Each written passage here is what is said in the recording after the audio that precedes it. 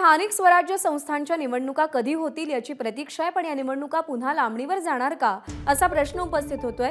प्रलंबित याचिकेवर आता ऑगस्ट अखेरीस सुनावणी होण्याची शक्यता आहे। विधानसभा निवडणुका होईपर्यंत स्थानिक स्वराज्य संस्थांच्या निवडणुका होणं हे निव्वळ अशक्य आहे। सोमेश कोलगे आपले प्रतिनिधी आपल्याला पुन्हा अपडेट देतील। सोमेश, खरं तर कितीक वर्षांची ही प्रतीक्षा आहे की स्थानिक स्वराज्य संस्थांच्या निवडणुका आता तरी व्हाव्यात।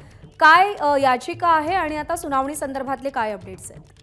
नक्कीच प्रज्ञा, जवळपास संपूर्ण महाराष्ट्रातील 17 महानगरपालिका आणि अनेक छोट्या मोठ्या जिल्हा परिषदा, पंचायत समित्यांच्या निवडणुका या जवळपास गेल्या 2.5-3 वर्षांपासून प्रलंबित आहेत।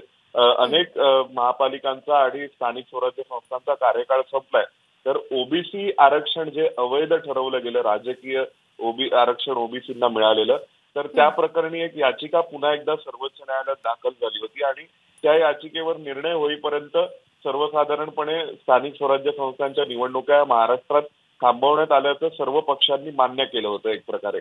तर आता ही याचिका जी आहे त्या याचिकेवर येत्या 22 जुलै रोजी म्हणजे सोमवारी पुढल्या आठवड्यात सुनावणी होणार होती, परंतु ती तारीख आता कम्प्युटर जनरेटेड सिस्टीम मध्ये थेट 23 ऑगस्ट दाखवते। त्यामुळे जवळपास 1 महिन्यानी ही सुनावणी लांबणीवर पडली आहे आणि त्याचा थेट परिणाम ओबीसी आरक्षण आणि त्यानंतर स्थानिक स्वराज्य संस्थांच्या निवडणुकांवर होऊ शकतो। त्यामुळे आता स्थानिक स्वराज्य संस्थांच्या निवडणुका ऑगस्ट अखेरीपर्यंत पुढे ढकलल्या गेल्यात यात कोणतीही शंका नाही।